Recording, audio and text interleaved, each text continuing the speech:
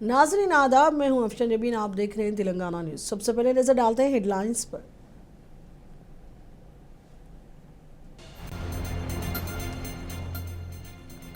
तेलंगाना में dam safety जायजे में सुस्त रफ्तार पर मरकज का इजहार तशवीश। वजीर आला रेवंत रेड्डी ने तलब किया हंगामी जायजा इजलास।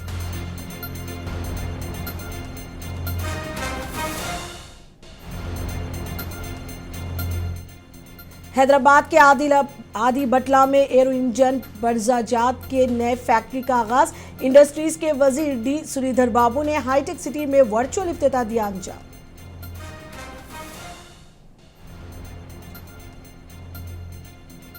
मौलाना सैयद हबीब बिन जाफर उल इद्रूस का इंतकाल। मुकामी उलमा इकराम और मजहबी रहनुमाओं का इजहार रंज।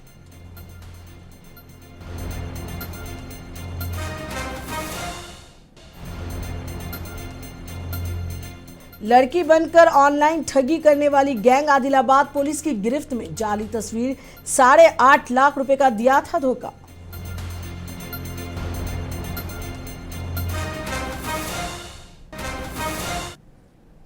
अब खबरें तफसील से।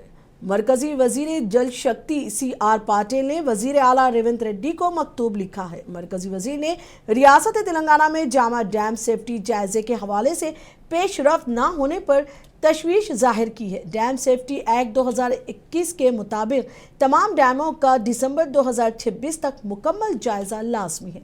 तेलंगाना में 177 डैम हैं, लेकिन बताया गया है कि डीएम सेफ्टी जांच पर पेशरफ्त न होने के बराबर हुई है। मरकजी वजीर से इस ज़िम्न में खत मिलने के बाद चीफ मिनिस्टर रेवंत ने आला सती जायजा इजलास तलब किया। मुताल्लिका अहदेदारों को हर डैम का तफसीली तज्जिया करने को कहा है और जामे जांच रिपोर्ट तैयार करने की हिदायत दी है। इस इजलास में सुंदेला, अन्नारम और मेरी गड्ढा बेरीजेस की सूरत हाल पर भी तबादला ख्याल हुआ। वजीर आला ने दरकार मरम्मत के मंसूबे तैयार करने को कहा है और मरम्मत के कामों की तकमील की मुकम्मल जिम्मेदारी मुताल्लिका इदारों से लेने की हिदायत दी। इस मौके पर तिमिड़ी बट्टी से सुंदेला तक 80 TMC पानी की मुंतकली के मंसूबे और मुताहिदा आदिलाबाद जिले को आबपाशी व पीने के पानी की फराहमी के इक़दाम पर भी गौर किया गया।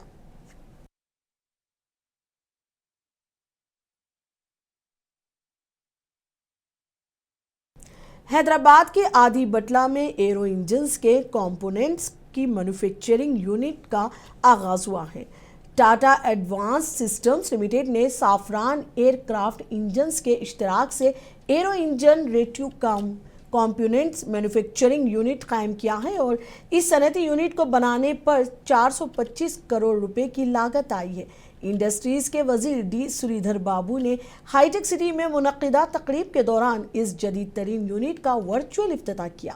बताया गया है कि ये हाईटेक मैन्युफैक्चरिंग यूनिट तकरीबन 500 अफराद को रोजगार फराहम करेगी और ये मनसूबा तेलंगाना के लिए अहम साबित होने जा रहा है, क्योंकि रियासत आलमी तैयारा इंजन पर्जाजात की तैयारी के शोबे में एक नुमाया मरकज के तौर पर उभरेगी।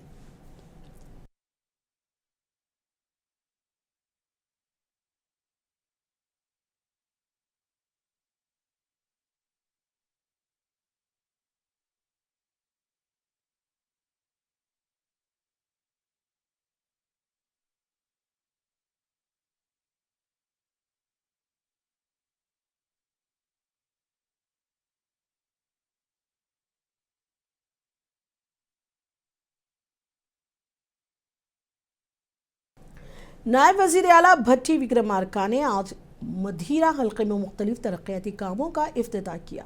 उन्होंने एरोपालम मंडल के रमपड़ी चरला गांव में 3 करोड़ रुपए की लागत से सब स्टेशन का संगे बुनियाद रखा। नायब वजीर आला ने मधीरा टाउन में 27.76 करोड़ रुपए की लागत से शुरू किए जा रहे अंडरग्राउंड इलेक्ट्रिक केबल प्रोजेक्ट का भी इफ्तिताह किया। इस मंसूबे से बारिश या तूफान के दौरान बिजली की फराहमी मुतासिर नहीं होगी और शहर की खूबसूरती में इजाफा होगा। उन्होंने कहा कि वजीर आला रेवंत रेड्डी की क़यादत में रियासत तेलंगाना को तालीमी शोबे में पूरे मुल्क के लिए एक मिसाल बनाया जाएगा।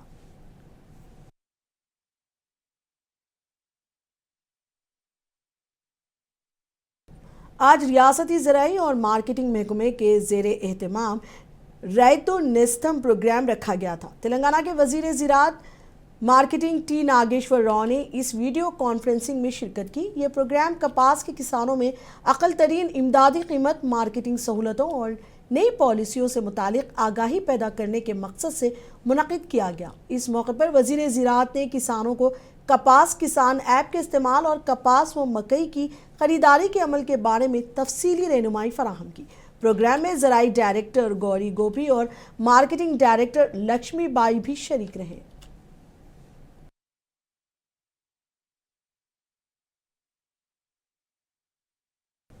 हैदराबाद क्रिकेट एसोसिएशन को फौरी तौर पर बर्खास्त करने की मांग की जा रही है। इस ज़िम्न में सिकंदराबाद में तेलंगाना क्रिकेट एसोसिएशन का इजलास मुनक़िद हुआ, जिसमें तंजीम के general secretary Guruvar Reddy, government constable member Parimender Reddy और दीगर अरकान ने शिरकत की। इस मौके पर मुकर्रिरीन ने हुकूमत से मुतालबा किया कि करप्शन में मुलविस हैदराबाद क्रिकेट एसोसिएशन को बर्खास्त कर दिया जाए और तंजीम की सोसाइटी और रजिस्ट्रेशन मनसूख की जाए। उन्होंने कहा कि HCA में बदउनवानियों के सबब रियासत में क्रिकेट का निज़ाम तबाह किया हो गया है और कई ओहदेदारों को CID ने गिरफ्तार भी किया है, जबकि तीसरा फॉरेंसिक ऑडिट भी जारी है। परिमंदर रेड्डी ने इल्ज़ाम लगाया कि HCA ने रियासत के बासलाहियत खिलाड़ियों को नज़रअंदाज किया है और इनके साथ नाइंसाफ़ी की है। తెలంగాణ రాష్ట్రం ఏర్పడిన తర్వాత కూడా తెలంగాణ గ్రామీణ క్రీడాకారులకు, క్రీడను ప్రేమించే వాళ్లకు, ముఖ్యంగా క్రికెట్ ఆడేవారికి, క్రికెట్ను అభిమానించే వారికి న్యాయం జరగడం లేదు. ఎప్పటి నుంచి అయితే అన్యాయం కొనసాగుతున్నదో ఇప్పుడు కూడా అదే విధంగా కొనసాగుతున్నది. ముఖ్యంగా హైదరాబాద్ క్రికెట్ అసోసియేషన్ పేరుతోని ఇవాళ తెలంగాణ గ్రామీణ ప్రాంత క్రీడాకారులు అణిచివేతకు గురయ్యారు. ఇన్ని రోజుల నుంచి ఎంతో టాలెంట్ ఉన్నప్పటికీ, ఎంతో ప్రతిభ ఉన్నప్పటికీ రాష్ట్ర స్థాయిలో, జాతీయ స్థాయిలో, అంతర్జాతీయ స్థాయిలో ఆడగలిగే యొక్క ప్రతిభ ఉన్నప్పటికీ వాళ్ళకు అవకాశాలు ఇన్ని రోజుల నుంచి రాలేదు. కాబట్టి ఆ క్రీడాకారు అందరి పక్షాన ఇవాళ ది తెలంగాణ క్రికెట్ అసోసియేషన్ ఇవాళ ప్రయత్నం చేస్తున్నది. తప్పక ఆ క్రీడాకారులకు అవకాశం రావాలని, క్రీడా అభిమానులందరికీ కూడా ఆనందం కలగాలని చెప్పి మేము కోరుకుంటున్నాం. అనేక విధాలుగా ఏదైతే ప్రతిభ ఉన్న వారికి అవకాశం ఇవ్వకపోవడం కానీ ఇవన్నీ కూడా ఎక్స్పోజ్ అయినాయి, ఇవాళ అందరికీ కూడా తెలుస్తున్నాయి. ఇవాళ పోలీస్ దర్యాప్తు జరుగుతున్నది, కేసులు కూడా ఇవాళ బుక్ అయిన యొక్క పరిస్థితి కనిపిస్తున్నది. కాబట్టి ఈ సమయాన్ని పురస్కరించుకొని మరొకసారి మేము BCCIకి సవినయంగా విజ్ఞప్తి. हैदराबाद की मारूफ मजहबी और रूहानी शख्सियत मौलाना सैयद हबीब मुश्तबा बिन जाफ़र इद्रूस आज इंतकाल फरमा गए। इनके इंतकाल की खबर सुनते ही शहर और बैरूनी शहर में मुरीदीन व अक़ीदतमंदों में गम की लहर दौड़ गई। मौलाना सैयद हबीबुल इद्रूस अपनी उलमाए बसीरत, रूहानी रहनुमाई और खिदमत क़ल्ब के लिए जाने जाते थे। उन्होंने अपनी ज़िंदगी का बेशतर हिस्सा अवाम की असलाह और रूहानी तरबियत में गुजारा। मुकामी उलमाए इकराम और मजहबी रहनुमाओं ने भी मौलाना के इंतकाल पर अफसोस का इजहार करते हुए कहा कि इनकी वफ़ात से हैदराबाद की आलमी व रूहानी दुनिया को नाकाबिल तलाफ़ी नुकसान पहुँचा है।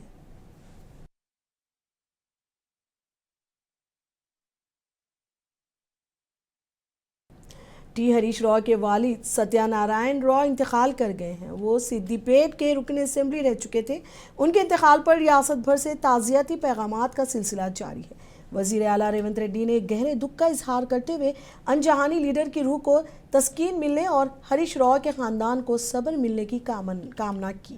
इस तरह BRS के सदर के चंद्रशेखर राव, पार्टी के working president KT Rama Rao ने भी हरीश राव की रिहाइशगाह पहुँचकर अनजहानी लीडर के जस्ते खाक की खिराज अक़ीदत पेश किया और अहले खाना को पुरसा दिया। रियासती वज़ीर पूनम प्रभाकर भी ताज़ियत के लिए हरीश राव के घर पहुंचे थे। मेदक MP रघुनंदन राव और साबिक़ MP BB पाटिल ने भी ताज़ियत पेश की और हरीश राव के वालिद को खिराज अक़ीदत पेश किया।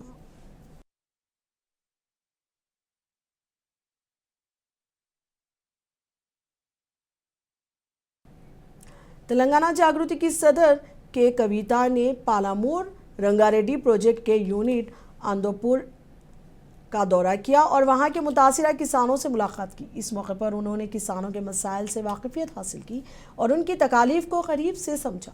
कविता ने कहा कि औंदापुर के बेदखल किसानों को फी एकड़ 25 लाख रुपए मुआवजा दिया जाना चाहिए।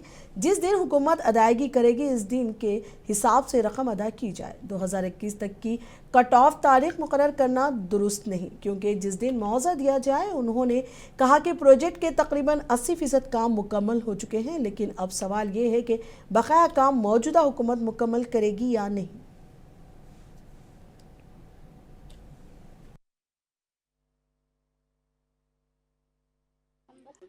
ఉదండపూర్ గ్రామస్తులకి అట్లానే చుట్టుపక్కల ముంపు గ్రామాల నుండి వచ్చినటువంటి తండవాసులకి వెల్లూరు గ్రామస్తులకి అందరూ కూడా నమస్కారం।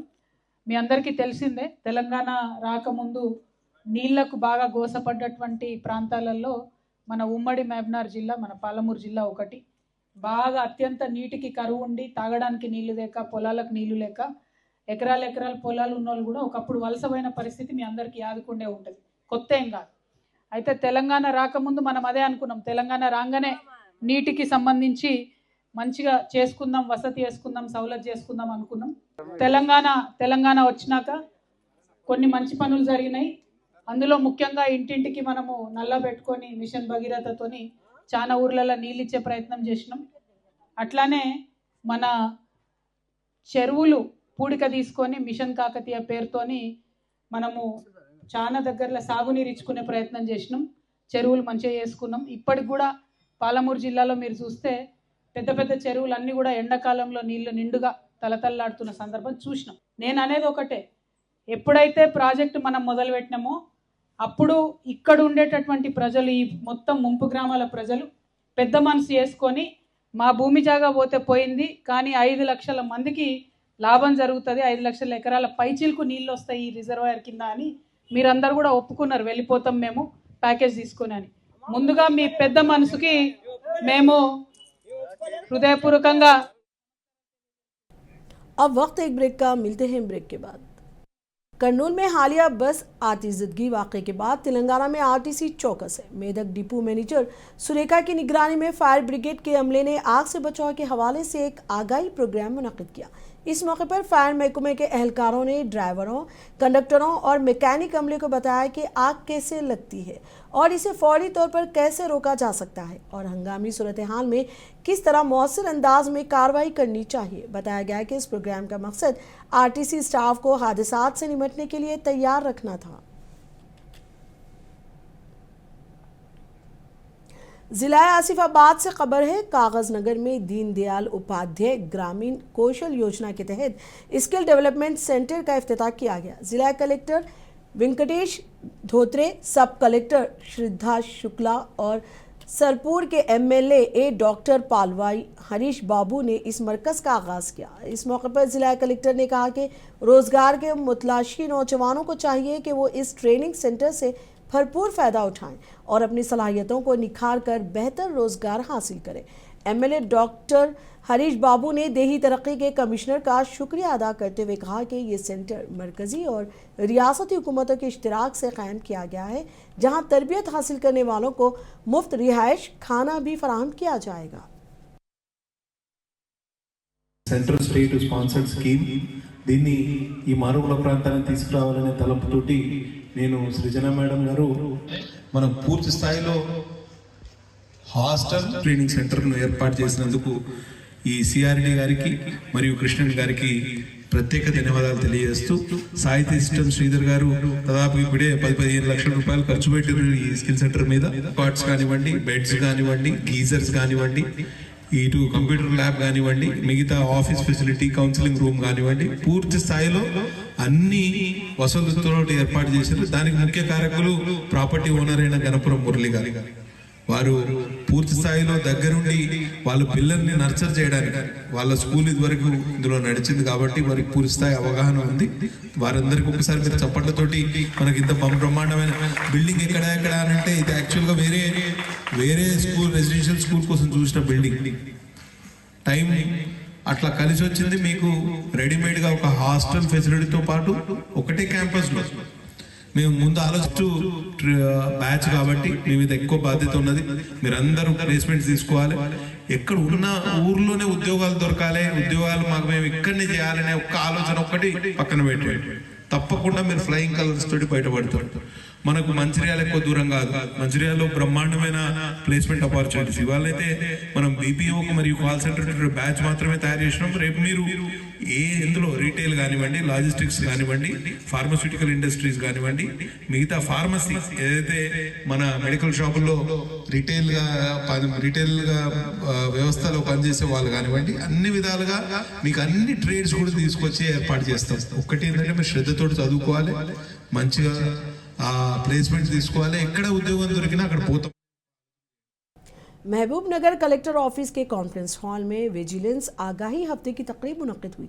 जिला कलेक्टर विजेंद्र अबोई की सदारत में ये प्रोग्राम रखा गया था। इस मौके पर कलेक्टर ने कहा कि हर सरकारी मुलाजिम को दयानतदारी और शफाफियत के साथ अपनी जिम्मेदारियां निभानी चाहिए। करप्शन से पाक अवामी खिदमात को यकीनी बनाया जाए और मुकम्मल शफाफियत के साथ अपनी ड्यूटी अंजाम देना हर अहलकार की अव्वलीन तरजीह होनी चाहिए। कलेक्टर ने बताया कि 2 नवंबर तक विजिलेंस आगाही हफ्ता मनाया जा रहा है। इस मौके पर अफसरान और कलेक्टेरिएट अमले ने अहद किया कि वो अपनी ड्यूटी ईमानदारी से अंजाम देंगे और अवामी मफाद में शफाफ, मुनसिफाना और जवाबदार तर्ज हुक्मरानी को यकीनी बनाएंगे।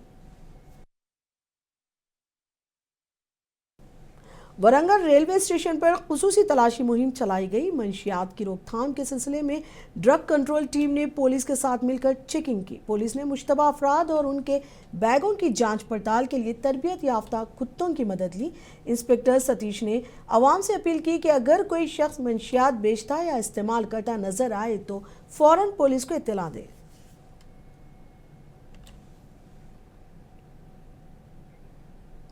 आदिलाबाद जिले से ऑनलाइन धोखाधड़ी की खबर है। लड़की की तस्वीर ऑनलाइन देखकर मोहब्बत करना एक शख्स के लिए महंगा पड़ गया। दरअसल वो लड़की नहीं बल्कि एक लड़का निकला जिसने जाली शनाख्त के जरिए 8.5 लाख रुपए का धोखा दिया। डीएसपी एल जीवन रेड्डी के मुताबिक मालतू मंजी नामी शख्स ने सोशल मीडिया पर एक फर्जी खातून की तस्वीर शेयर करते हुए लोगों को लूटना शुरू किया। शिकायत मौसूल होने पर शेरवान कुमार की रिपोर्ट प्रवीण पर वन टाउन पुलिस स्टेशन में मुकदमा दर्ज किया गया। जिला एसपी खेल महाजन की हिदायत पर तश्कील दी गई। खुसूसी टीम ने 2 दिन के अंदर ही इस फ्रॉड में मुलविस 3 रुकनी टोली को गिरफ्तार कर लिया। मुलजिम खातून की आवाज़ में फ़ोन पर बात करके रकम हथियाता था। वुमेन का एक फ़ोटो, नीचे इसका नाम कृष्णवेणी बोल के आया करते, उन्होंने मैरिज के लिए रेडी है। कोई पर्सन किसको भी कोई विदाउट कास्ट नो बार मैरिज कर तुम बोल के थोड़ा इसमें लिख के है कहते। उन्होंने कंप्लेंट वो उन दिए से फ़ोन नंबर को जो कॉल करे तो उन्होंने मेरा नाम बुकिया गणेश बोल के बोला कहते। कृष्णवेणी इसका फ्रेंड बोल के उन बोला हम भी मैरिज के लिए रेडी है बोल के इन लक्ष्मीकांत वो नंबर को कांटेक्ट करे तो वो उनसे कृष्णवेणी से बात करो बोले तो उन्होंने ये बुकिया गणेश का फ्रेंड मालोद मांझी बोल के 1 पर्सन है। उन्होंने ये कृष्णवेणी के नाम टोन से कृष्णवेणी बात करा जैसा वुमेन टोन से इन मालोद मांझी बात करना शुरू करा। फरवरी में ये ट्रांजैक्शन स्टार्ट हो रहा है। फरवरी में बात करने के बाद हमारे को करोड़्स ऑफ रुपीस बिजनेस है, गोल्ड बिजनेस। कोई देखने वाला नया बोल के कृष्णवेणी बोला करते। इन भी हम दोनों मिलके बिजनेस करेंगे बोल के उन्होंने कृष्णवेणी बोला। बाद में इन जैसा कृष्णवेणी फ़ोन में बात करके पैसे पूछा तो फरवरी से अक्टूबर तक रेगुलरली पेमेंट फ़ोन पे में इसको भिजाया उसका अकाउंट को, बुकिया गणेश अकाउंट कृष्णवेणी अकाउंट को भिजाया। एक्चुअली कृष्णवेणी तेलंगाना के वजीर आला रेवंत रेड्डी ने फिल्म इंडस्ट्री से वाबस्ता कारकुनों के फलाह व बहबूद के लिए अहम ऐलान किया है। उन्होंने कहा कि रियासत में सिनेमा टिकटों की कीमतों में इजाफा सिर्फ इसी सूरत में मंजूर किया जाएगा जब फिल्म प्रोड्यूसर्स अपने मुनाफे का 20% हिस्सा फिल्म वर्कर्स वेलफेयर फंड में जमा कराएंगे। वजीर आला ने मजीद ऐलान किया कि हुकूमत सिनेमा वर्कर्स वेलफेयर फंड में 10 करोड़ रुपए जमा कराएगी ताकि फिल्म इंडस्ट्री से मुंसलिक वर्कर्स और टेक्नीशियंस को बेहतर सहूलियात फराहम की जा सके। रेवंत रेड्डी ने यह भी वादा किया कि हैदराबाद के कृष्णा नगर इलाके में फिल्म इंडस्ट्री में काम करने वालों के बच्चों के लिए एक जदीद स्कूल कायम किया जाएगा ताकि उनके तालीमी मेयार को बेहतर बनाया जा सके। ఈనాడు మీ శ్రమతో ఏర్పడే పెద్ద పెద్ద సినిమా నిర్మాతలు హీరోలు వాళ్ళ సినిమాల టికెట్ల ధరలు పెంచడానికి నా దగ్గరకు వస్తుంటారు. నేను నిర్మాతలకు చెప్పిన మరి పెంచిన దాంట్లో కొంతైనా కార్మికులకు వాటా ఉండాలి కదా అని. రాష్ట్ర ప్రభుత్వం సినిమా టికెట్ల ధరలు పెంచితే హీరోలకు ఆదాయం వస్తుంది, నిర్మాతలకు ఆదాయం వస్తుంది, కార్మికులకు మాత్రం ఒక్క రూపాయి కూడా అదనంగా రావడం లేదు. అందుకే ఈ వేదిక మీద నుంచి మీకు మాట ఇస్తున్నా, ఆ ఆదాయంలో 20% కార్మికులకు ఇస్తేనే రాష్ట్ర ప్రభుత్వం జీవో ఇస్తుంది. MRPS के बानी सदर पद्मश्री मंदा कृष्णा मादिगा ने कहा है कि वो PM नरेंद्र मोदी के साथ हैं क्योंकि उन्होंने उनकी कम्युनिटी की इज्जत नफ्स की हिफाजत की है। उन्होंने खबरदार किया कि अगर कोई उनकी खुददारी पर हमला करेगा तो वो इसके खिलाफ खड़े होंगे, चाहे वो कोई भी हो। मंदा कृष्णा मलकाजगिरी हल्के के मिर्चेल में मुनक़िदा एक प्रेस कॉन्फ्रेंस से खिताब कर रहे थे। दरअसल MRPS 21 नवंबर को हैदराबाद में दलित सभा मुनक़िद कर रही है। ये प्रेस कॉन्फ्रेंस उसी जलसे की तैयारियों के सिलसिले में रखी गई थी। मेदक जिले के नरसापुर में एक अहम सयाहती मरकज बनकर तैयार हो चुका है। जिला कलेक्टर ने बताया कि नरसापुर एको पार्क के कॉटेज बहुत जल्द आवाम के लिए खोल दिए जाएंगे। कलेक्टर ने मंगल के रोज DFO और महकमा जंगलात के अमले के साथ एको पार्क का दौरा किया और यहाँ तैयार किए जा रहे कॉटेज और दीगर इंतजामात का मुआयना किया। इस मौके पर उन्होंने कहा कि महकमा जंगलात की निगरानी में तमाम तैयारियों को तेज़ी से मुकम्मल किया जा रहा है ताकि सयाहों को जल्द से जल्द इन सहूलियात से फ़ायदा पहुँच सके। उन्होंने मज़ीद बताया कि कॉटेजेस का इफ्तिताह रियासती वज़ीर जंगलात कोंडा सुरेखा के हाथों अंजाम दिया जाएगा।